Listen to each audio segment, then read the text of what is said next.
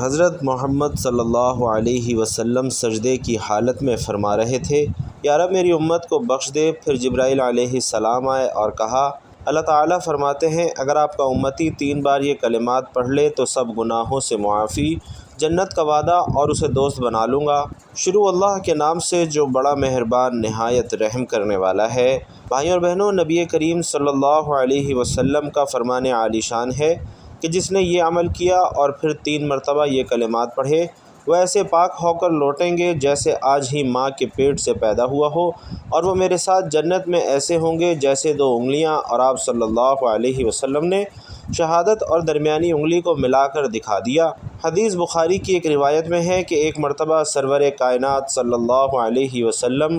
اپنے دونوں مبارک ہاتھوں کو دعا کے لیے بلند فرماتے ہیں، آنکھوں سے اشک رواں ہوتے ہیں، چہرہ نور سے دمک رہا ہے اور دل امت کی محبت میں بے قرار ہے۔ زبان مبارک سے بس ایک ہی پکار بلند ہوتی ہے، اے میرے رب میری امت بخش دے، یا رب میری امت گناہوں کا بوجھ نہیں اٹھا سکے گی، میری امت کو بخش دے۔ یہ الفاظ ادا ہوتے ہیں تو دل کی گہرائیوں سے رونے کی صدا نکلتی ہے، آنکھوں سے بہنے والے آنسو زمین پر گرتے ہیں اور زمین کے ذرے ذرے کو رحمت سے تر کر دیتے ہیں۔ عرش اعظم لرز اٹھتا ہے، فرشتے خاموشی سے یہ منظر دیکھتے رہتے ہیں، اور رب کائنات جو اپنے محبوب کو سب سے بڑھ کر چاہتا ہے، جبرائیل علیہ السلام کو حکم دیتا ہے، جاؤ میرے محبوب کے پاس اور پوچھو کہ وہ کیوں رو رہا ہے۔ حالانکہ تمہارا رب تو سب کچھ جانتا ہے، لیکن محبت کا تقاضا یہ ہے کہ تم جا کر ان سے سوال کرو۔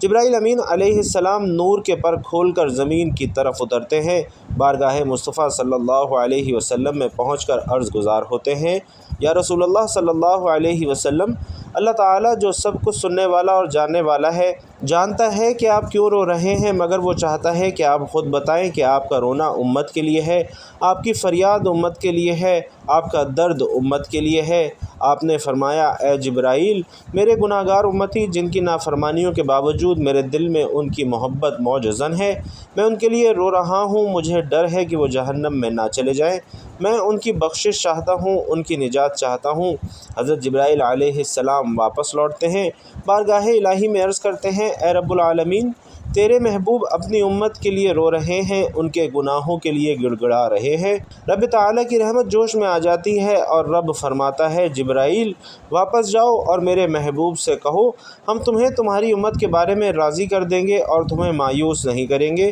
وہ امت جس سے تمہیں اتنی محبت ہے، ہم اس امت کے لیے بھی تمہاری محبت کی قدر کریں گے۔ ناظرین، جبرائیل علیہ السلام جب واپس آتے ہیں تو عرض کرتے ہیں کہ یا رسول اللہ صلی اللہ علیہ وسلم، اللہ فرماتا ہے کہ وہ آپ کو راضی کر دے گا، وہ آپ کو آپ کی امت کے بارے میں ہرگز مایوس نہیں کرے گا۔ اس پر آپ صلی اللہ علیہ وسلم سجدہ شکر بجا لاتے ہیں، لیکن پھر سوال کرتے ہیں کہ اے جبرائیل، مجھے بتاؤ تم نے دیگر انبیاء کی امتوں کا کیا حال دیکھا؟ جبرائیل علیہ السلام عرض کرتے ہیں، یا رسول اللہ صلی اللہ علیہ وسلم، میں نے فلاں نبی کی امت کو جہنم میں دیکھا اور فلاں نبی کی امت کو عذاب میں دیکھا۔ وہ ایک ایک نبی کا ذکر کرتے چلے جاتے ہیں اور ہر امت کی کوتاہیوں اور ان پر عذاب کے مناظر بیان کرتے ہیں، لیکن جب حضرت عیسیٰ علیہ السلام کی امت کا تذکرہ مکمل ہوتا ہے تو حضرت جبرائیل امین علیہ السلام خاموش ہو جاتے ہیں، ان کی زبان رک جاتی ہے، وہ سنبھل کر بیٹھ جاتے ہیں، سر کو جھکا لیتے ہیں کہ اب میں اگلی امت کا تذکرہ کیسے کروں، کیونکہ اب نبی آخر الزمان صلی اللہ علیہ وسلم، محبوب خدا صلی اللہ علیہ وسلم کی امت کا ذکر باقی ہے، اور وہ جانتے ہیں کہ اگر انہوں نے یہ کہہ دیا کہ آپ کی امت کو بھی جہنم میں دیکھا ہے تو آپ صلی اللہ علیہ وسلم کے دل پر کیا گزرے گی۔ لیکن آپ صلی اللہ علیہ وسلم جبرائیل کی خاموشی سے بے چین ہو جاتے ہیں، بار بار پوچھتے ہیں، اے جبرائیل، سچ سچ بتاؤ، کہیں تم نے میری امت کو بھی تو جہنم میں نہیں دیکھا؟ حضرت جبرائیل علیہ السلام چپ ہیں۔ سرکار مدینہ صلی اللہ علیہ وسلم کی بے قراری بڑھتی جا رہی ہے، دل تڑپتا ہے، زبان لرزتی ہے، اور آپ فرماتے ہیں، بتاؤ، جلدی بتاؤ، کہیں میری امت جہنم میں تو نہیں؟ آخر جبرائیل علیہ السلام کو کہنا پڑتا ہے، یا رسول اللہ، ہاں میں نے آپ کی امت کے بعض افراد کو بھی جہنم میں دیکھا ہے۔ بھائیوں اور بہنوں، بس اتنا سننا تھا کہ آقائے دو جہاں صلی اللہ علیہ وسلم کا رنگ متغیر ہو گیا اور دل بے قرار ہو گیا، لب خشک ہو گئے، آنکھوں سے آنسو بہنے لگے، اور آپ صلی اللہ علیہ وسلم کا سکون جاتا رہا۔ آپ نے اسی لمحے شہر مدینہ چھوڑ دیا اور لوگوں سے چھپ کر تنہائی اختیار کر لی، ویرانے کی جانب چل دیے، جہاں نہ کوئی انسان ہوتا، نہ کوئی آواز، بس تنہا آپ اور آپ کا رب۔ آپ نے ایک سنسان غار میں جا کر اپنی پیشانی کو خاک پر رکھ دیا اور رونے لگے۔ سجدے کی حالت میں یا رب امتی یا رب امتی کی صدائیں بلند ہوئیں، آنسو بارش کی طرح بہنے لگے، زمین گواہ بری، فرشتے حیران ہو گئے اور آسمان پر لرزہ طاری ہو گیا۔ ادھر مدینہ میں ایک ہنگامہ برپا ہو چکا تھا۔ صحابہ کرام حضور نبی کریم صلی اللہ علیہ وسلم کو تلاش کرنے لگے۔ مسجد نبوی، حجرہ عائشہ، ہر جگہ، ہر کوچہ، ہر کونا چھان مارا، لیکن آقائے کائنات کا کوئی پتہ نہ چلا۔ شہر میں کوہرام مچ گیا اور ہر چہرہ غم زدہ، ہر آنکھ اشک بار۔ گھروں کے چولہے بجھ گئے، بازار ویران ہو گئے، اہل مدینہ کی نیندیں حرام ہو گئیں، بچے بلکنے لگے، بزرگ سسکنے لگے، اور صحابہ کرام رضوان اللہ تعالی علیہم اجمعین سرگرداں ہو گئے۔ 3 دن اور 3 راتیں یوں ہی بیت گئیں کہ اچانک ایک چرواہے سے ملاقات ہوئی۔ اس نے کہا، نہیں، میں نے کسی کو نہیں دیکھا، لیکن 3 دن سے ایک پہاڑ کی کھو سے رونے کی آوازیں آ رہی ہیں۔ ایسی آواز رونے کی ہے جو دل چیر دیتی ہے۔ میری بکریاں اس درد سے اتنا متاثر ہوئیں کہ چراہٹ چھوڑ دی۔ اتنا سننا تھا کہ صحابہ کرام دوڑ پڑے، اس غار تک پہنچے، اور کیا دیکھتے ہیں کہ آقائے دو جہاں صلی اللہ علیہ وسلم خاک پر پیشانی رکھے ہوئے سجدے میں ڈوبے ہوئے یا رب امتی کی صدائیں لگا رہے ہیں۔ بھائی اور بہنوں، ایسے پیارے نبی صلی اللہ علیہ وسلم کے لیے ایک پیارا اور مختصر سا درود صلی اللہ علیہ وسلم کمنٹ باکس میں ضرور لکھ دیجئے۔ تو صحابہ کیا دیکھتے ہیں کہ آقائے دو جہاں صلی اللہ علیہ وسلم خاک پر پیشانی رکھے ہوئے سجدے میں ڈوبے ہوئے یا رب امتی کی صدائیں لگا رہے ہیں۔ صحابہ کرام قدموں سے لپٹ گئے، دامن سے چمٹ گئے، عرض کیا، یا رسول اللہ صلی اللہ علیہ وسلم، مدینہ ویران ہو چکا ہے، لوگ بے قرار ہیں، اہل بیت اشک بار ہیں، لیکن حضور سجدے سے سر نہیں اٹھاتے۔ آخر صحابہ کرام حضرت فاطمۃ الزہرا رضی اللہ تعالی عنہا کی خدمت میں حاضر ہوتے ہیں، التماس کرتے ہیں کہ اے خاتون جنت، آپ ہی ہماری امید ہیں، آپ ہی سرکار کو منا سکتی ہیں۔ بھائیوں اور بہنوں، حضرت فاطمہ رضی اللہ تعالی عنہا فوراً روانہ ہوتی ہیں، چادر اوڑھ کر پہاڑ کی جانب بڑھتی ہیں اور وہاں پہنچ کر عرض کرتی ہیں، ابا جان، مدینہ بے قرار ہے، حسنین کریمین آپ کی جدائی میں تڑپ رہے ہیں، ہر دل غمزدہ ہے، ہر زبان پر آپ کا نام ہے، مگر حضور سجدے سے سر نہیں اٹھاتے۔ تب حضرت فاطمہ رضی اللہ تعالی عنہا سجدے میں جا کر آپ کے تلوے سے آپ کی پیشانی مل کر عرض کرتی ہیں، ابا جان، اگر آپ نے سر مبارک نہ اٹھایا تو فاطمہ قیامت تک سجدے سے سر نہ اٹھائے گی۔ بھائیوں اور بہنوں، یہ کہنا تھا کہ آقائے کائنات صلی اللہ علیہ وسلم سجدے سے سر مبارک اٹھاتے ہیں، آنکھوں میں آنسو ہیں، چہرہ اشکبار ہے، دل رنجیدہ ہے، اور زبان پر ایک ہی جملہ طاری ہے، اے فاطمہ، اگر تم ضد نہ کرتی، یہاں تک کہ رب کریم میری ساری امت کو بخش دیتا۔ نبی کریم صلی اللہ علیہ وسلم کے بہت سے فرامین ہیں جو جنت میں داخل ہونے کا سبب بنتے ہیں۔ نبی پاک صلی اللہ علیہ وسلم فرماتے ہیں کہ جو شخص اللہ اور آخرت کے دن پر ایمان رکھے اور نیک اعمال کرے وہ جنت میں داخل ہوگا۔ اسی طرح نبی کریم صلی اللہ علیہ وسلم نے فرمایا کہ جس نے لا الہ الا اللہ محمد الرسول اللہ کہا وہ جنت میں داخل ہوگا۔ اور آپ صلی اللہ علیہ وسلم کا یہ بھی فرمان ہے کہ 5 نمازیں، جمعے سے جمعے اور رمضان سے رمضان، ان کے درمیان کیے گئے گناہوں کو معاف کر دیتے ہیں، بشرطے کہ کبیرہ گناہوں سے بچا جائے۔ اسی طرح حضور اقدس صلی اللہ علیہ وسلم کا یہ بھی فرمان ہے کہ صدقہ انسان کو جنت میں لے جاتا ہے اور گناہوں کو مٹاتا ہے، جیسے پانی آگ کو بجھاتا ہے۔ حضور نبی کریم صلی اللہ علیہ وسلم نے یہ بھی فرمایا کہ جو شخص رمضان کے روزے ایمان کے ساتھ اور ثواب کی نیت سے رکھے، اس کے تمام پچھلے گناہ اللہ تعالی معاف فرما دے گا۔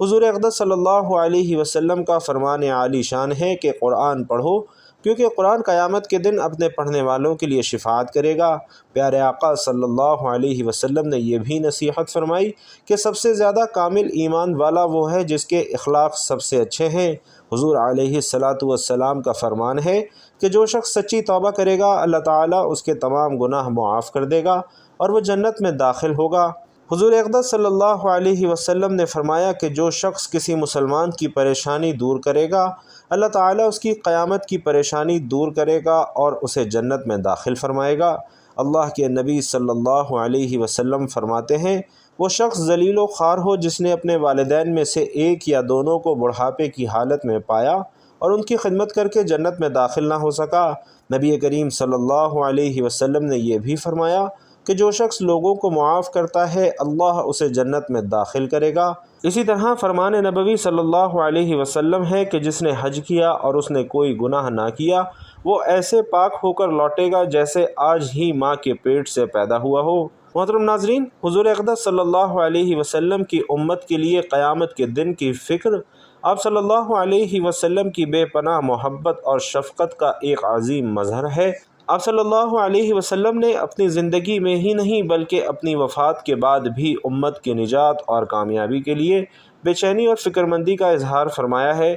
قیامت کے دن آپ صلی اللہ علیہ وسلم اپنی امت کی کس طرح مدد کریں گے؟ جانیے کہ قیامت کے دن تمام لوگ حضرت آدم، حضرت موسیٰ، حضرت عیسیٰ علیہ السلام کے پاس جائیں گے، لیکن وہ یہ کہہ کر معذرت کر لیں گے کہ وہ اس قابل نہیں ہیں، اور آخر میں سب حضرت محمد صلی اللہ علیہ وسلم کے پاس آئیں گے۔ آپ صلی اللہ علیہ وسلم اللہ کے سامنے سجدہ ریز ہو کر امت کی شفاعت کریں گے اور اللہ آپ صلی اللہ علیہ وسلم کی شفاعت قبول فرمائے گا۔ حدیث ہے کہ میں قیامت کے دن سب سے پہلے شفاعت کروں گا اور میری شفاعت سب سے پہلے قبول کی جائے گی۔ آپ صلی اللہ علیہ وسلم کا فرمان ہے کہ میری شفاعت سے میری امت کے وہ بڑے گناہگار نجات پائیں گے جنہوں نے اللہ کے ساتھ کسی کو شریک نہیں ٹھہرایا۔ آپ صلی اللہ علیہ وسلم خاص طور پر ان لوگوں کی فکر میں رہتے تھے جو گناہوں میں مبتلا ہوں گے لیکن توحید پر قائم رہیں گے۔ آپ صلی اللہ علیہ وسلم کا ایک فرمان ہے کہ میرا حوض کوثر اس قدر وسیع ہے جیسے ایک مہینے کی مسافت، اس کا پانی دودھ سے زیادہ سفید، شہد سے زیادہ میٹھا ہے، جو اس میں سے پی لے گا وہ کبھی پیاسا نہیں ہوگا۔ آپ صلی اللہ علیہ وسلم اپنی امت کو اس حوض سے سیراب کریں گے، لیکن بعض لوگ بدعمالیوں کی وجہ سے روک دیے جائیں گے، جس پر آپ صلی اللہ علیہ وسلم بہت افسردہ ہوں گے۔ آپ صلی اللہ علیہ وسلم فرماتے ہیں، میں قیامت کے دن دیکھوں گا کہ میری امت کے کچھ لوگوں کو فرشتے پکڑ کر جہنم کی طرف لے جا رہے ہیں، تو میں کہوں گا اے رب یہ میری امت ہے۔ اللہ فرمائے گا تم نہیں جانتے کہ انہوں نے تمہارے بعد کیا کیا نئے کام ایجاد کیے ہیں۔ اس پر آپ صلی اللہ علیہ وسلم بہت رنجیدہ ہوں گے لیکن پھر بھی ان کے لیے دعائیں کریں گے۔ آپ صلی اللہ علیہ وسلم فرماتے ہیں کہ قیامت کے دن میں ان کمزور مومنین کی وجہ سے فخر کروں گا جو دنیا میں حقیر سمجھے جاتے تھے۔ ناظرین، آپ صلی اللہ علیہ وسلم کی خاص توجہ ان لوگوں پر ہوگی جو دنیا میں غریب، بیمار یا کمزور تھے لیکن ایمان پر قائم رہے۔ قرآن مجید میں اللہ رب العزت فرماتے ہیں، شاید آپ اپنی جان ہی کو ہلاک کر ڈالیں گے اس غم میں کہ یہ لوگ ایمان نہیں لاتے۔ بھائیوں اور بہنوں، آپ صلی اللہ علیہ وسلم دنیا ہی میں امت کے عذاب آخرت کے خوف سے روتے تھے اور قیامت کے دن بھی آپ صلی اللہ علیہ وسلم کی یہی فکر ہوگی۔ سوچئے، کیا ہم آپ صلی اللہ علیہ وسلم کی فکر کے قابل ہیں؟ آپ صلی اللہ علیہ وسلم کی قیامت کے دن کی فکر کا تقاضا یہ ہے کہ ہم توحید پر قائم رہیں، کسی کو اللہ کا شریک نہ ٹھہرائیں، سنت پر عمل کریں، بدعات سے بچیں، گناہوں سے توبہ کریں، خاص طور پر کبیرہ گناہوں سے توبہ ضرور کریں، کمزوروں اور مظلوموں کی مدد کریں کیونکہ آپ صلی اللہ علیہ وسلم انہیں قیامت میں اپنی شفاعت کا خاص مستحق بنائیں گے۔ اللہ رب العزت سے دعا ہے کہ ہمیں قیامت کے دن حضرت محمد صلی اللہ علیہ وسلم کی شفاعت کا حقدار بنائے۔ حضرت محمد صلی اللہ علیہ وسلم سجدے کی حالت میں فرما رہے تھے کہ یا رب میری امت کو بخش دے۔ پھر جبرائیل علیہ السلام آئے اور کہا، اللہ تعالیٰ فرماتے ہیں اگر آپ کا امتی 3 بار یہ کلمات پڑھ لے تو سب گناہوں سے معافی، جنت کا وعدہ اور میں اسے دوست بنا لیتا ہوں۔ محترم ناظرین، نبی کریم صلی اللہ علیہ وسلم فرماتے ہیں کہ جس نے یہ عمل کیا اور پھر 3 مرتبہ یہ کلمات پڑھے وہ ایسے پاک ہو کر لوٹے گا جیسے آج ہی ماں کے پیٹ سے پیدا ہوا ہو، اور وہ میرے ساتھ جنت میں ایسے ہوگا جیسے یہ 2 انگلیاں۔ اور پھر آپ صلی اللہ علیہ وسلم نے شہادت اور درمیانی انگلی کو ملا کر دکھایا۔ وہ عمل اور کلمات یہ ہیں۔ نبی کریم صلی اللہ علیہ وسلم فرماتے ہیں کہ جو شخص 3 مرتبہ سچے دل سے یہ دعا کرتا ہے، اللہم انی اسألک الجنت واعوذ بک من النار، یعنی اے اللہ میں تجھ سے جنت کا سوال کرتا ہوں اور آگ سے پناہ مانگتا ہوں، فرمایا وہ جنت میں داخل ہوگا۔ نبی کریم صلی اللہ علیہ وسلم فرماتے ہیں میں اور یتیم کی کفالت کرنے والا جنت میں ایسے ہوں گے جیسے یہ 2 انگلیاں، اور آپ نے شہادت اور درمیانی انگلی کو ملا کر دکھا دیا۔ حضرت ابو ہریرہ رضی اللہ تعالی عنہ روایت کرتے ہیں کہ حضور نبی کریم صلی اللہ علیہ وسلم نے فرمایا، اللہ رب العزت فرماتا ہے کہ میرا بندہ میرے متعلق جیسا گمان رکھتا ہے میں اس کے ساتھ ویسا ہی معاملہ کرتا ہوں۔ جب وہ میرا ذکر کرتا ہے تو میں اس کے ساتھ ہوتا ہوں، اگر وہ اپنے دل میں میرا ذکر کرے تو میں بھی اپنے شایان شان خفیہ اس کا ذکر کرتا ہوں، اگر وہ جماعت میں میرا ذکر کرے تو میں اس کی جماعت سے بہتر جماعت میں اس کا ذکر کرتا ہوں، اگر وہ ایک بالشت میرے نزدیک آئے تو میں ایک بازو کے برابر اس کے نزدیک ہو جاتا ہوں، اگر وہ ایک بازو کے برابر میرے نزدیک آئے تو میں 2 بازوؤں کے برابر اس کے نزدیک ہو جاتا ہوں، اگر وہ میری طرف چل کر آئے تو میں اس کی طرف دوڑ کر آتا ہوں۔ حضرت ابو درداء رضی اللہ تعالی عنہ روایت کرتے ہیں، حضور نبی کریم صلی اللہ علیہ وسلم نے فرمایا، کیا میں تمہیں تمہارے اعمال میں سے سب سے اچھا عمل نہ بتاؤں جو تمہارے مالک کے ہاں پاکیزہ اور بہتر ہے، تمہارے درجات میں سب سے بلند ہے، تمہارے سونے اور چاندی کی خیرات سے بھی افضل ہے، اور تمہارے دشمن کا سامنا کرنے یعنی جہاد سے بھی بہتر ہے؟ صحابہ کرام رضوان اللہ تعالی علیہم اجمعین نے عرض کیا، یا رسول اللہ کیوں نہیں؟ تو آپ صلی اللہ علیہ وسلم نے فرمایا، وہ عمل اللہ کا ذکر کرنا ہے۔ اسی طرح حضرت معاذ رضی اللہ تعالی عنہ روایت کرتے ہیں کہ ایک آدمی نے حضور نبی کریم صلی اللہ علیہ وسلم سے پوچھا کہ کون سے مجاہد کا ثواب زیادہ ہے؟ آپ صلی اللہ علیہ وسلم نے فرمایا، ان میں سے جو اللہ تبارک و تعالی کا ذکر زیادہ کرتا ہے۔ اس نے دوبارہ عرض کیا کہ روزہ داروں میں سے کس کا ثواب زیادہ ہے؟ آپ صلی اللہ علیہ وسلم نے فرمایا، ان میں سے جو اللہ تبارک و تعالی کا ذکر زیادہ کرتا ہے۔ پھر اس نے ہمارے لیے نماز، زکوٰۃ، حج اور صدقے کا ذکر کیا، اور حضور نبی کریم صلی اللہ علیہ وسلم ہر بار یہی فرماتے رہے کہ جو ان میں سے اللہ تبارک و تعالی کا زیادہ ذکر کرتا ہے۔ حضرت ابو بکر رضی اللہ تعالی عنہ نے حضرت عمر رضی اللہ تعالی عنہ سے کہا، اے ابو حفص، اللہ تعالیٰ کا ذکر کرنے والے تمام نیکیاں لے گئے؟ تو رسول اللہ صلی اللہ علیہ وسلم نے فرمایا، بالکل درست کہا۔ ناظرین کرام، اللہ رب العزت ساری کائنات کا خالق اور مالک ہے، دن رات اللہ نے بنائے ہیں، یہ کائنات اللہ نے بنائی ہے، اللہ کے حکم سے یہ کائنات وجود میں آئی ہے، اور اللہ رب العزت جب چاہیں گے یہ کائنات فنا ہو جائے گی، اللہ رب العزت کے سوا کوئی باقی نہ رہے گا۔ اس دن اللہ پاک اپنی قدرت کا اور اپنی شان کا اظہار فرمائیں گے، اور یہ ارشاد ہوگا کہ آج کس کی حکومت ہے؟ کوئی جواب دینے والا نہ ہوگا، اللہ رب العزت پھر خود ہی جواب دیں گے۔ آج وہ واحد وحدہ لا شریک ہے، جس کی صفات میں کوئی شریک نہیں ہے، اس کی حکومت ہے۔ اللہ کا نام کائنات کی روح ہے، اللہ کے نام کی بڑی عظمت ہے۔ جب تک ایک اللہ کا بندہ بھی ایسا رہے گا جو صرف اللہ کا نام لے گا، اللہ پاک اپنے نام کی برکت سے اس دنیا کے نظام کو چلائے رکھے گا، اور جب وہ اللہ اللہ کہنے والا واحد بندہ بھی اس دنیا سے رخصت ہو جائے گا تو پھر اللہ پاک اس دنیا کے نظام کو لپیٹ دیں گے کہ اب میرا نام لینے والا کوئی باقی نہیں رہا، اب یہ دنیا بے مقصد ہو چکی ہے، بے فائدہ ہو چکی ہے۔ تو ناظرین، اللہ کے نام کی بڑی قیمت اور بڑا وزن ہے، اس لیے کہ اللہ بڑے ہیں اور اللہ کا نام بھی بڑا ہے، تو اللہ کا نام عظمت سے لینا چاہیے، کیونکہ اللہ رب العزت ہی فرماتے ہیں کہ عظمت کبریائی اللہ کی چادر، اللہ کا تہبند ہے، کبریائی اللہ کے ساتھ خوبصورت لگتی ہے، یہ اللہ کا وصف ہے، اللہ کی صفت ہے۔ اللہ تعالی ہم تمام مسلمان بہن بھائیوں کو